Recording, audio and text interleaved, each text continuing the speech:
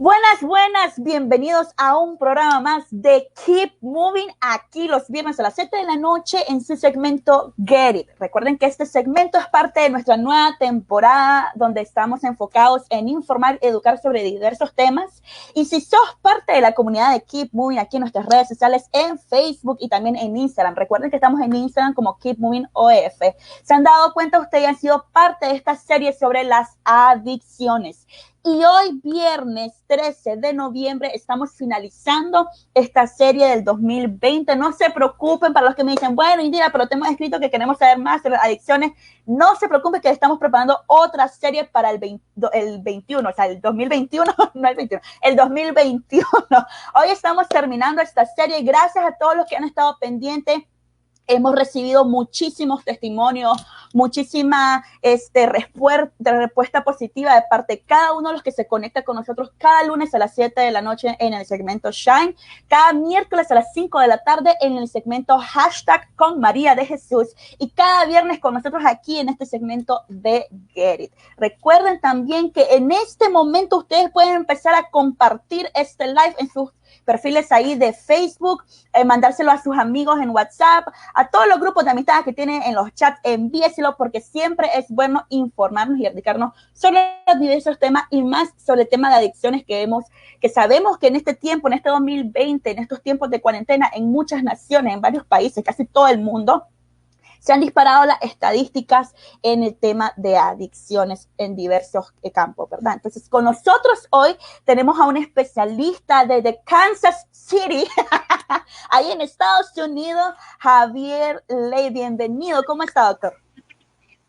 Muy bien, gracias. Te agradezco la oportunidad de poder compartir con ustedes el día de hoy. Así es. Y bueno, para darles un poco de introducción, ¿verdad? Al invitado de hoy, él es doctor en consejería profesional, máster en salud mental, máster también en transformación de sistemas de salud y ejecutivo en organizaciones sin fines de lucro que tratan el tema de adicciones. O sea, casi nada, pues casi nada. Vamos a tener un programa de lujo y de mucha información, así que ya vaya conectándose, compartiendo y sobre todo durante todo el live ustedes pueden enviar sus preguntas sobre el tema, que para eso estamos hoy también, el especialista, para responder cada una de estas dudas. Y bueno, y sin retrasar más el tiempo, vamos a empezar con el desarrollo del tema de hoy. El doctor Javier me decía que quería poder dividir, ¿verdad?, la presentación de hoy en tres puntos, que es la etiología de la adicción, los factores multidimensionales, las barreras del tratamiento, que son, por ejemplo, el estigma y el trauma, y la recuperación, que es la vida al otro lado de la adicción. Eso me llamó muchísimo la atención, sinceramente. Y bueno, doctor, el tiempo es suyo. Puede comenzar. Perfecto, gracias, te lo agradezco. Me siento honrado de poder tener la oportunidad de compartir acerca de este tema. Y es un tema muy complejo, ¿verdad? Es un tema que lleva consigo bastantes emociones. Es un tema que lleva consigo bastantes opiniones personales y bastante subjetivo. Si uno le pregunta a un grupo de 100 personas, a cada uno, ¿qué piensa que es la adicción? Probablemente te van a dar respuestas diferentes de qué es la adicción. Siempre hay un tipo de tema que trae consigo filosofías personales. Por ejemplo, me imagino que personas en la audiencia van a tener ellos su propia filosofía acerca de qué creen que es la adicción, qué significa para ellos la adicción. Van a tener su propia filosofía de qué creen ellos que causa la adicción, cuáles son los factores por los cuales la adicción se desarrolla, y también van a creer de su propia manera cómo una persona se recupera si sufre de temas de la adicción. Por ejemplo, muchas personas van a creer o van a tener el pensamiento de que es una enfermedad, otros van a creer que es una deficiencia moral, otros van a creer que es un mal hábito, otros van a tener cualquier otra definición acerca del tema. Entonces es bien difícil llegar a tener un consenso sobre algo tan complejo y tan subjetivo, tan personal como es el tema de la adicción. Y quería comenzar con eso, ¿verdad? Quería comenzar con este tema de los factores multidimensionales que llevan al desarrollo de la adicción y qué significa adicción, ¿verdad? Hay muchos científicos, muchos profesionales, expertos que al momento de definir qué es la adicción, toman un camino. Otro experto toma otro camino y otro experto toma otro camino. Yo soy un profesional que toma el camino de la integración. Entonces, yo soy el tipo de persona que cree que la adicción significa muchas cosas para diferentes tipos de personas y es importante para mí como profesional poder entender lo que significa para mis pacientes, por ejemplo, entender qué perspectiva del mundo tienen los pacientes, pero qué significado le dan ellos al tema de la adicción o al que ellos sean personas que sufren de la condición de la adicción. Y siempre hay temas, por ejemplo, cuando pensamos en qué es la adicción, en temas que tienen que ver con la naturaleza versus el medio ambiente. Mencionaste el tema, por ejemplo, de la neurobiología. ¿Qué pasa en el cerebro del ser humano cuando consume drogas ilícitas o alcohol? Inclusive, pero también eso se mezcla con temas ambientales, ¿verdad? Como por ejemplo los amigos que tiene la persona, las creencias que tuvieron los padres acerca del alcohol y la droga cuando esta persona creció, los sentimientos que tienen las comunidades donde las personas se desarrollan, esos influyen bastante. La accesibilidad de las drogas y del alcohol también a temprana edad es otro factor que influye muchísimo en el desarrollo de la adicción. Pero quisiera comenzar con el tema genético. Actualmente se cree que entre 40 a 60% de las probabilidades de que alguien desarrolle una adicción son genéticos.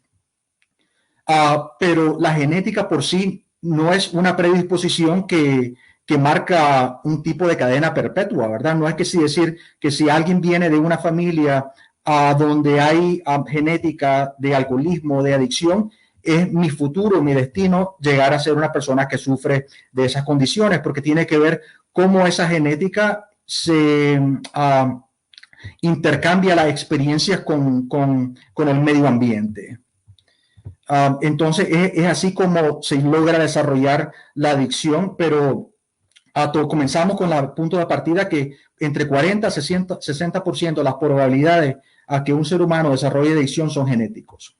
¿Okay? Después de la genética vienen los otros temas que ya compartimos. Uno es el tema psicológico. Y esto tiene que ver con la adicción como un método de automedicación. Por ejemplo, cuando un joven o una joven sufre de depresión, sufre de traumas, sufre de experiencias muy difíciles de niñez, ¿cómo trata de vivir la vida? A través de no sentir esos sentimientos negativos y encuentra una solución a través de una sustancia.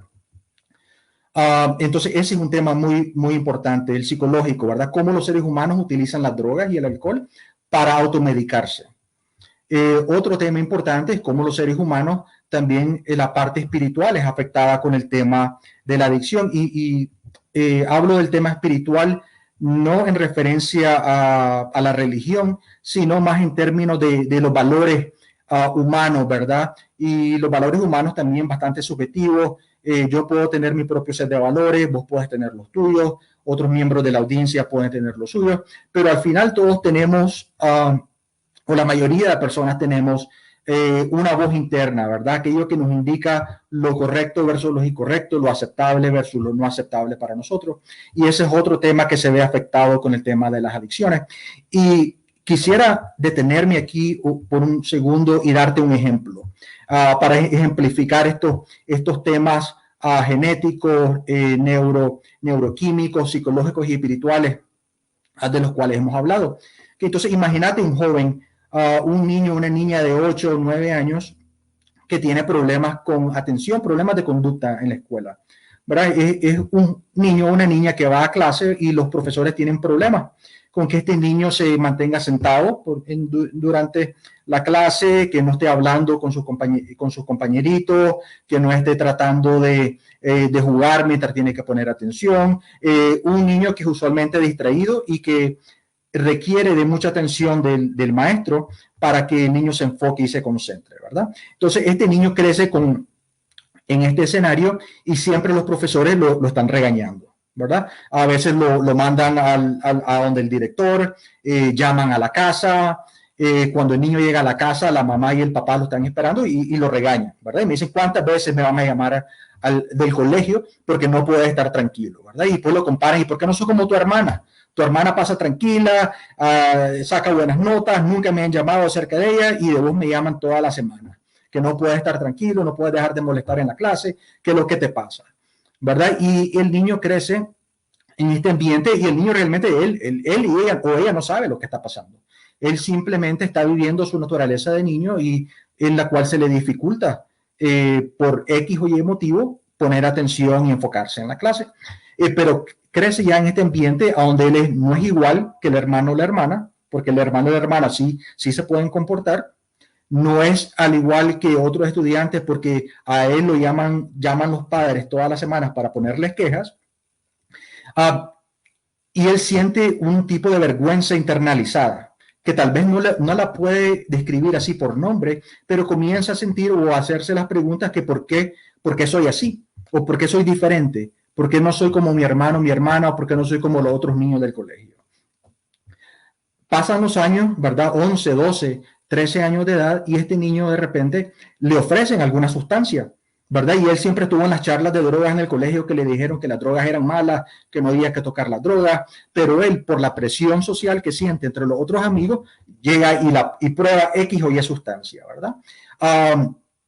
Y de repente la vuelve a probar otra vez y la vuelve a probar otra vez y de repente encuentra que esta sustancia no solo es porque le causa risa y un buen momento con sus amigos, sino que le causa algo muy personal a este niño o niña. Sino él encuentra en ese momento que esta sustancia, que siempre le habían dicho que era muy peligrosa, es la sustancia que le da la respuesta a todas las preguntas que él tenía en su vida.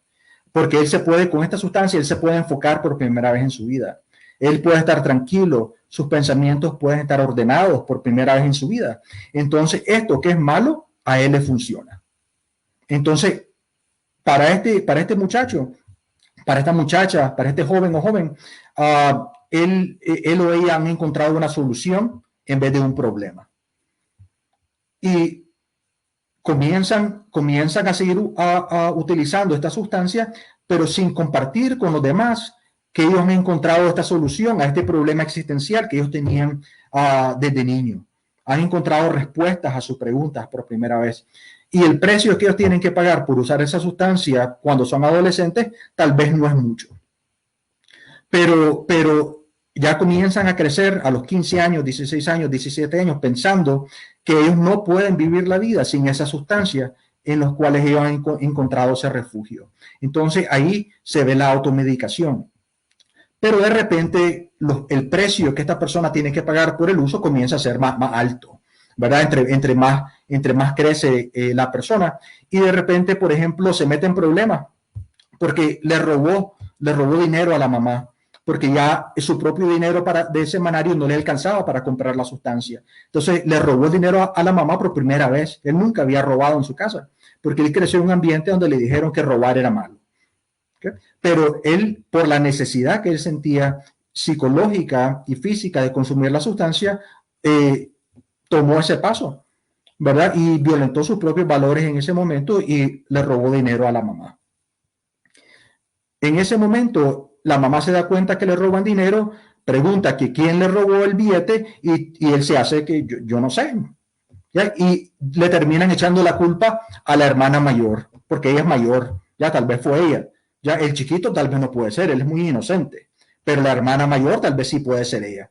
Y el joven calla, ¿verdad? Cuando la mamá lo queda viendo directamente a los ojos y le pregunta, ¿vos me robaste el billete? Y él le dice, no, mamá, no fui yo.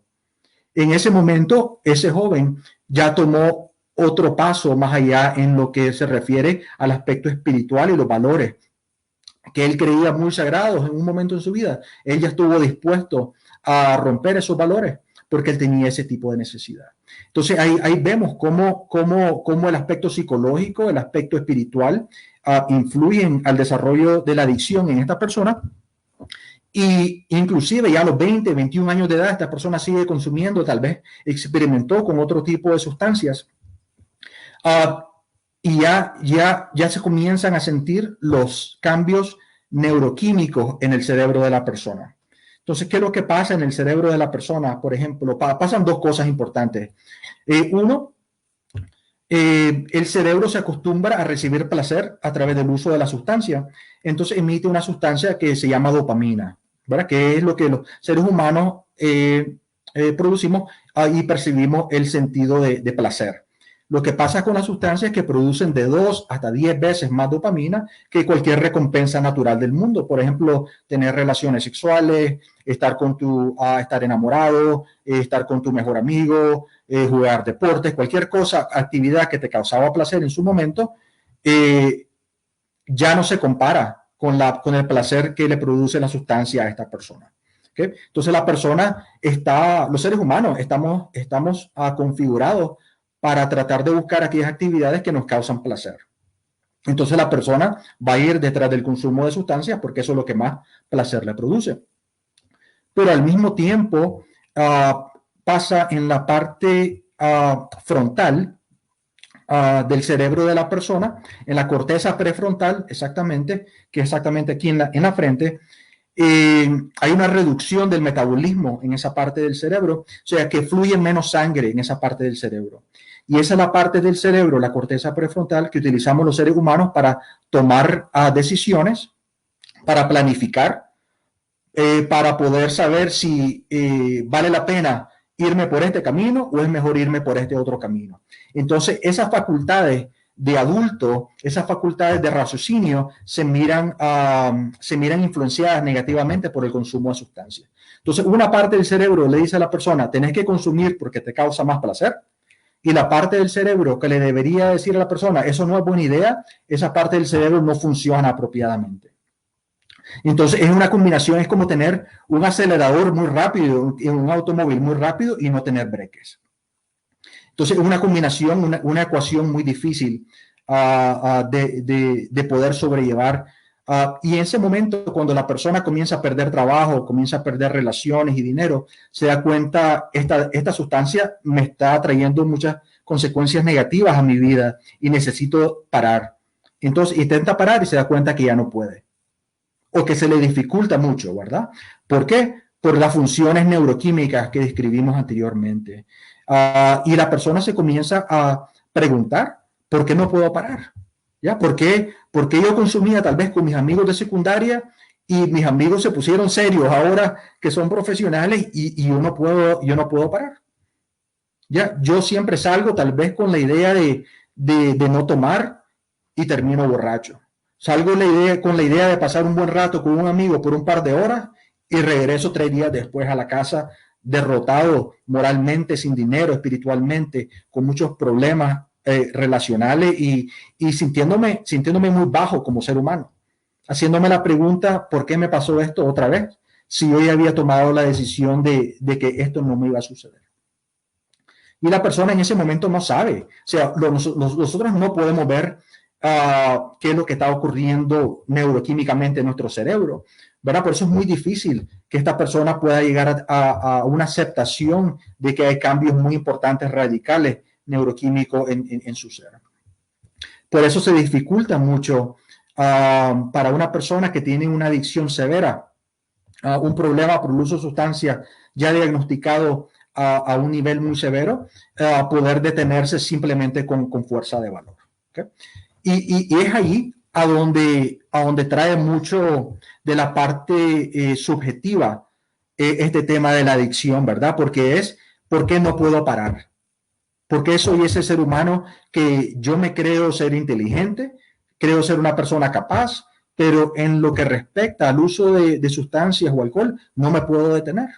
Ya a pesar de que tenga consecuencias negativas en mi vida, ¿verdad? A pesar de que he perdido matrimonios, a pesar de que he perdido trabajo, a pesar de que nunca tengo dinero y que estoy perdiendo mi salud y me siento a la puerta de la muerte, no puedo detenerme.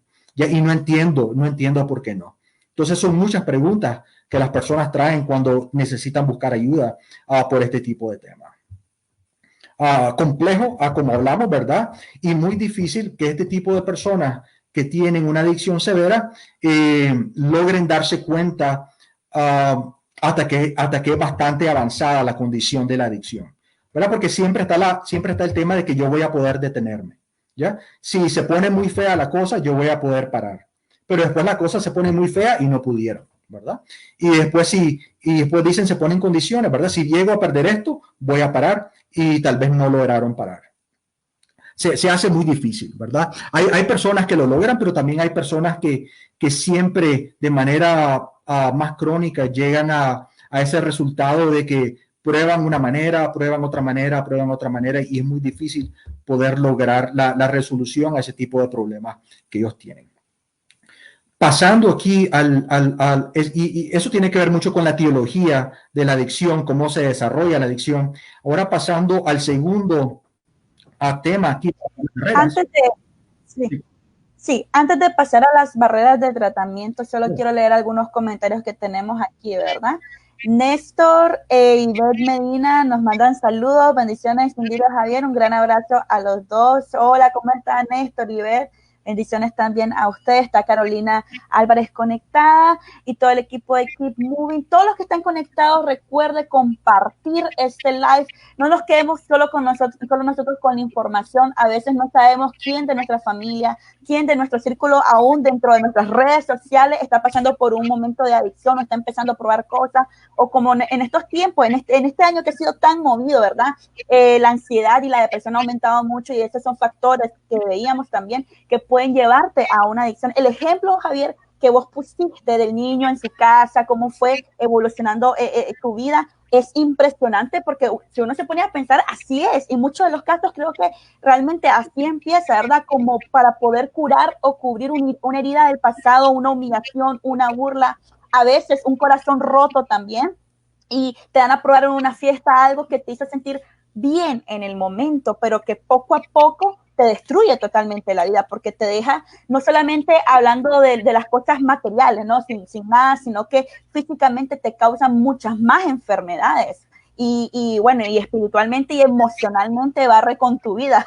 Las adicciones pueden barrer con tu vida. Entonces, muy interesante lo que estás diciendo. Invito a toda la audiencia a compartir este live. Ahora sí, podemos proseguir. Sí, gracias. Gracias y saludos a Néstor y Ivette. Entonces, pasando a este segundo tema de las barreras al tratamiento, el primer punto es aquí el punto del estigma, ¿verdad? Y definamos el estigma como un atributo o una condición que pueda quitarle crédito socialmente a una persona ante otro grupo. Y hay dos tipos generales de estigma que son importantes en relación al tema de la adicción. Uno, el estigma público. O sea, ¿qué van a pensar de mí los demás? Si los demás se dan cuenta que yo tengo un problema con el alcohol o la droga. Van a pensar que no soy buen padre, buen hijo. Van a pensar que soy un irresponsable. Van a decir, ¿qué le pasa a ese? ¿Por qué no hace lo que tiene que hacer como un adulto maduro? Y cualquier otro tipo de preguntas que pueda tener la gente, ¿verdad? Pero la percepción que yo tenga ante los demás. Y ese es un tema, por ejemplo, el estigma público, es una de las razones más importantes por las cuales las personas no buscan ayuda con temas de adicción. En muchas investigaciones que se han hecho aquí en Estados Unidos, se ha definido que, lo que piensan las personas de mi comunidad es muy importante, ¿verdad? Es una barrera, por eso muchas personas dicen, yo no voy a buscar ayuda porque ¿qué van a pensar de mí mis vecinos o las personas con las cuales yo socializo? Y segundo, para las personas que aún tienen trabajo, ¿cómo voy a pedir ayuda o cómo le voy a decir a mi jefe? ¿Cómo puedo compartir a mí?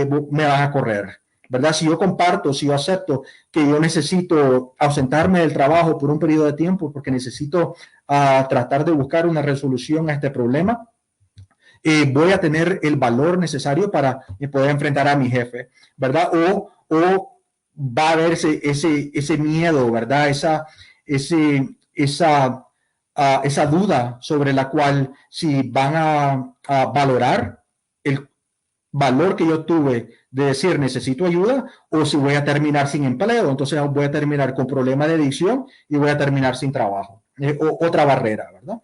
Pero también existe el estigma personal. Eso tiene que ver con qué pienso yo si me miro al espejo y veo a una persona que sufre de problemas de adicción. Entonces ahí vemos el tema de la culpa, de la vergüenza, ¿verdad? De esas mismas preguntas que describimos anteriormente, de por qué no puedo parar, ¿ya? ¿Por qué no lo puedo hacer por mi familia? Si yo quisiera tanto a mi familia, yo pudiera parar, pero después no puede, ¿ya? No puede porque la enfermedad, la condición de la adicción ha arrebatado las funciones racionales del cerebro de estas personas y ya llegó a un punto de ser más allá que la voluntad. Entonces, pero la persona no sabe eso en ese momento. Simplemente él o ella se quedan viendo en el espejo y se hacen esas preguntas de duda de por qué yo soy así. Entonces, resulta en baja autoestima también para estas personas porque nadie quiere ser una persona que tiene una condición que no puede controlar por su propia cuenta, ¿verdad? A todos nos gusta pensar que somos seres humanos que controlamos nuestra vida, que tenemos un locus de control interno sobre nuestras vidas, sobre las cosas, las actividades que hacemos. Nadie nos gusta pensar que somos esclavos o presos o títeres de alguna condición. Entonces, ese es otro tema que dificulta el que una persona que padece de problemas de adicción vaya a pedir ayuda también. Entonces, atrasa la búsqueda de ayuda. Una persona que puede en su momento, tal vez todavía no ha llegado a perderlo todo, dice, no voy a seguirlo intentando solo en vez de pedir ayuda profesional en este momento. O ayuda externa, ¿verdad? O realmente compartir con otro ser humano de manera honesta que tengo problemas con el alcohol o con las sustancias y que necesito apoyo de los demás. Este tema del estigma también tiene que ver con las palabras que nosotros utilizamos para describir la adicción y las personas adictas, ¿verdad? O sea, si nosotros creemos, por ejemplo, somos profesionales, somos estudiantes, somos personas de familia, pero en nuestra mente, cuando escuchamos la palabra adicción, pensamos en la persona que se encuentra sin hogar, abajo del puente, durmiendo, caminando las calles sin zapatos, sin familia, sin que nadie lo quiera. Tal vez nos vienen esas imágenes a la mente, ¿verdad? Y tal vez en ese momento yo soy una persona que mi adicción todavía la puedo manejar ante la sociedad como que no fuese un problema, pero yo sé que es un problema. Y mi familia sabe que es un problema, pero todavía tengo un trabajo, todavía tengo un automóvil, todavía tengo familia. Entonces no he llegado a ese momento de decir todavía yo no tengo problemas con esto, porque tener problemas con adicción es aquella imagen que yo tengo en mi mente sobre lo que realmente significa ser una persona que sufre de problemas de adicción. Entonces, para batallar este tema del estigma, la educación y levantar conciencia es el primer paso. Entonces, te felicito tener programas como el tuyo que abarcan este tema tan importante de una manera transparente, de una manera sin tabú, de una manera multidimensional y con diferentes perspectivas. Es muy importante para que las comunidades, los jóvenes, los círculos sociales comiencen a dialogar y a reflexionar entre sí mismos, ¿verdad? Y cuando me miro al espejo para ver si soy una persona que requiere de ayuda o de apoyo. Segundo tema que es importante, hay que compartir que la recuperación es posible y que la adicción es una condición que es tratable. Es algo difícil, ¿verdad? Poder llegar a ese tema, pero es comparado a otras condiciones crónicas, como por ejemplo el asma o la diabetes en términos de cómo se tiene que manejar la adicción de una manera como que fuese una condición crónica. Es una condición que toma bastante tiempo llegar a buscar una resolución. No es algo que uno va, por ejemplo, a una charla y los problemas se resuelven, sino que es algo que requiere cambio de estilo de vida, cambio de pensamiento, cambio en las maneras en que me divierto, por ejemplo, cambio en la manera en que me relaciono o socializo con mis amigos y mis compañeros. A veces requiere de ese tipo de cambio que es más profundo. Y también cómo cambiamos el lenguaje. Por ejemplo, aquí en Estados Unidos hay un gran enfoque en cambiar el lenguaje y no utilizar, por ejemplo, el concepto de abuso de sustancia o ser un abusador de sustancia, ¿verdad? Y al principio de esta conversación se miraba como que algo simplemente es un término que no es políticamente correcto, pero se han hecho investigaciones científicas que indican que el uso de términos y conceptos de esa índole tienen influencias clínicas ante pacientes que están buscando ayuda. Por ejemplo, el grupo de psicólogos con maestría o psicólogos con doctorado que utilizan el término o que se les presentó un caso utilizando el término abusador de sustancias, y a otro grupo de psicólogos se les presentó casos de personas utilizando el término personas que tienen problemas, un desorden por uso de sustancias en vez de abusador de sustancias. Se miró que las personas que se les presentó el caso con el término abusador de sustancias, esos psicólogos tenían expectativas más bajas de los pacientes. Como por ejemplo, igual a la ciencia, a las investigaciones que dicen que maestros, profesores de primaria y secundaria que tienen expectativas más bajas de sus alumnos, esos alumnos van a tener rendimientos más bajos. Lo mismo pasa en la psicoterapia. Si los psicólogos que están prestando servicios de atención para personas con problemas de adicción creen que ellos son abusadores de sustancias, estos pacientes van a tener una prognosis en su tratamiento menor que personas que utilizan términos más profesionales o más médicos para poder describir el uso de sustancias. Entonces, el lenguaje, las palabras que utilizamos para describir la condición, para describir a las personas que sufren de esta condición y para describir conceptos que tienen que ver con la recuperación, también es un tema muy importante que no puede dejarse de describir. Segundo tema que es muy relacionado al estigma también es el tema del trauma. Trauma me refiero a un evento que alguien pueda tener o en su niñez o en su adultez que tenga algún efecto negativo físico, emocional, psicológico, espiritual en la persona. Muchas de las personas que llegan a buscar ayuda a un centro de tratamiento, se estima que entre 40 hasta 70% de las personas que llegan a buscar ayuda a un centro de rehabilitación o tratamiento para adicciones ha tenido experiencias con trauma en su vida. Y ese número es mayor para mujeres. Hubo un estudio muy importante en nuestra industria que se llama el estudio de experiencias adversas en la niñez. Que este estudio fue realizado en 1992, empezó, y es un estudio que todavía sigue, ¿verdad? Fueron 17,000 personas que fueron investigadas en ese momento que tuvieron problemas de trauma cuando fueron niños, ¿verdad? Problemas pudieron ser abusos, ¿verdad? Y sexuales, emocionales, verbales, pudieron ser violencia en la familia, pudo ser problemas de salud mental en uno de los padres. Ese tipo de trauma fue medido y después estas 17,000 personas fueron seguidas hasta llegar a ser adultos para ver cómo estos traumas habían influenciado su salud en diferentes dimensiones cuando llegaron a ser adultos. Y es un estudio que todavía continúa. Todavía están siguiendo a estas personas. Midieron su salud física, salud mental y temas que tienen que ver con la adicción. Lo que se encontró es que si las personas tienen un nivel moderado o alto de experiencias de trauma cuando fueron niños, su salud mental, adicción y la probabilidad de que estas personas cometan suicidio son exponencialmente más altas que personas que no tuvieron experiencias con trauma. Por ejemplo, trauma moderado o trauma alto puede resultar en que esta persona tenga 4 veces mayor probabilidad de tener problemas con alcoholismo cuando sea adulto. Puede tener 7 veces más probabilidad de que tenga problemas con drogas ilícitas cuando sea adulto.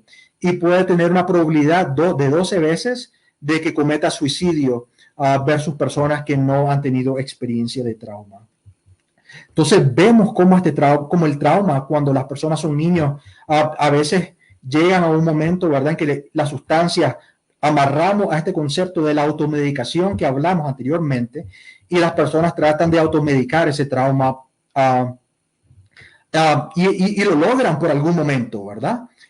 Pues, en la adolescencia, cuando son adultos, adultos jóvenes, logran hasta cierta medida bloquear los efectos del trauma en la vida a través del uso del alcohol y las sustancias.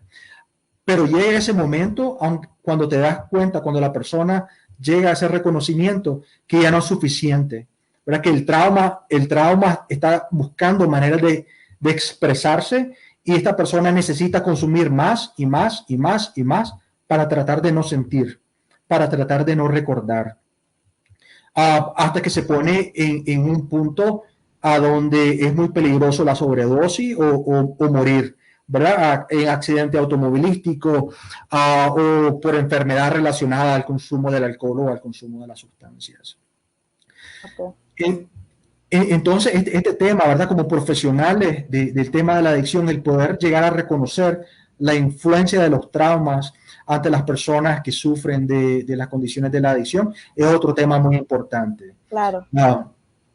Y llegar a ser muy sensible ante eso, ¿verdad? Por ejemplo, traumas de una niña que creció en un hogar a donde el padre era verbalmente violento, ¿verdad? Este tipo de persona llega a buscar ayuda, tal vez a un centro de rehabilitación.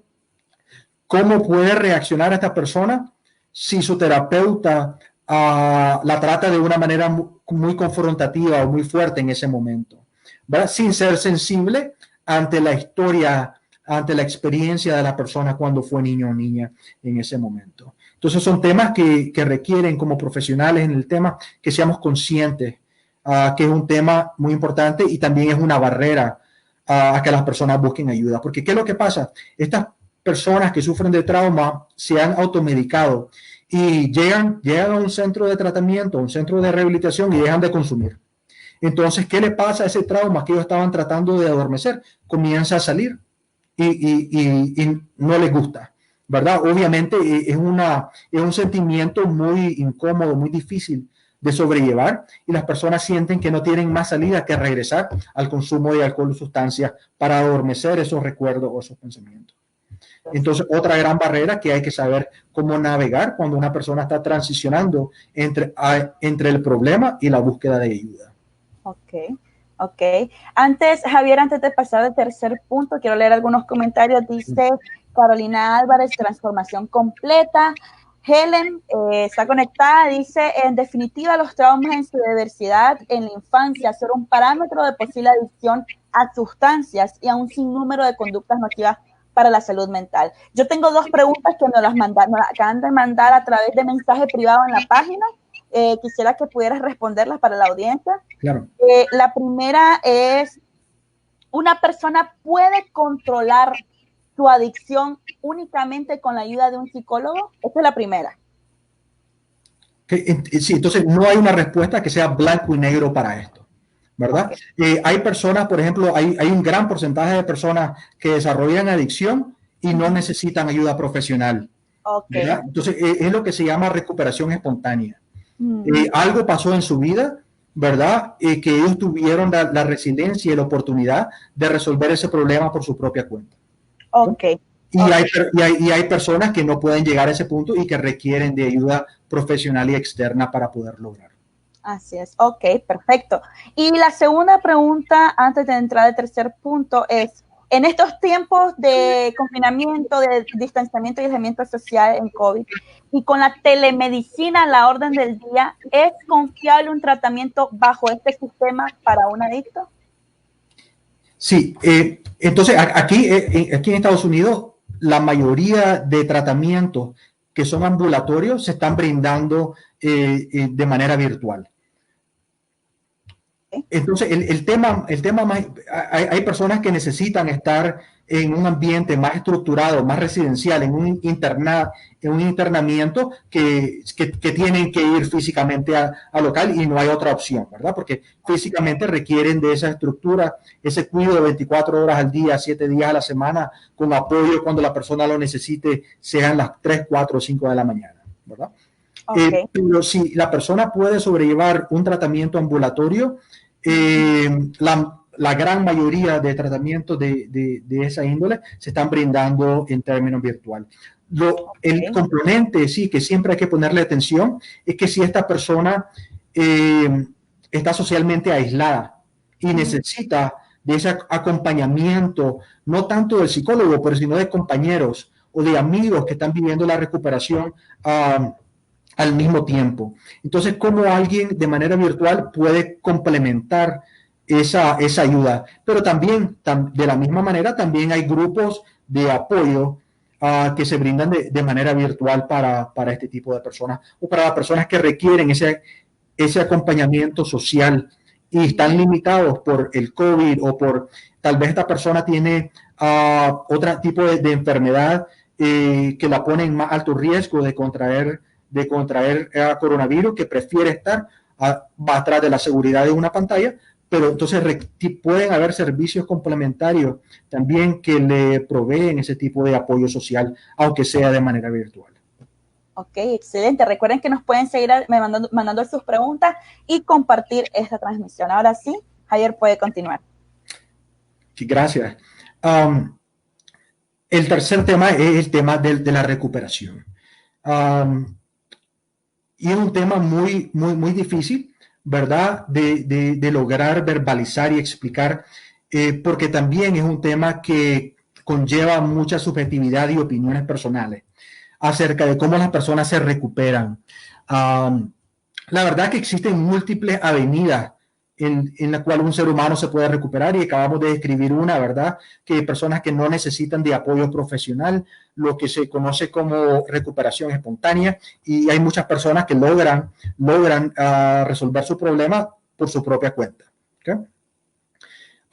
Pero también hay personas que necesitan de ese apoyo profesional de una manera constante, y es un trabajo muy arduo y muy difícil llegar a ese punto de recuperación. Y muchas investigaciones científicas que se han hecho en la Universidad de Harvard en Massachusetts, por ejemplo, acerca del tema de la recuperación, personas que tienen un desorden por uso de sustancias, o sea, es sinónimo a adicción, un desorden por uso de sustancias que se clasifica como severo, se estima que estas personas se toma un promedio de 8 años para que logren encontrar una resolución a su problema.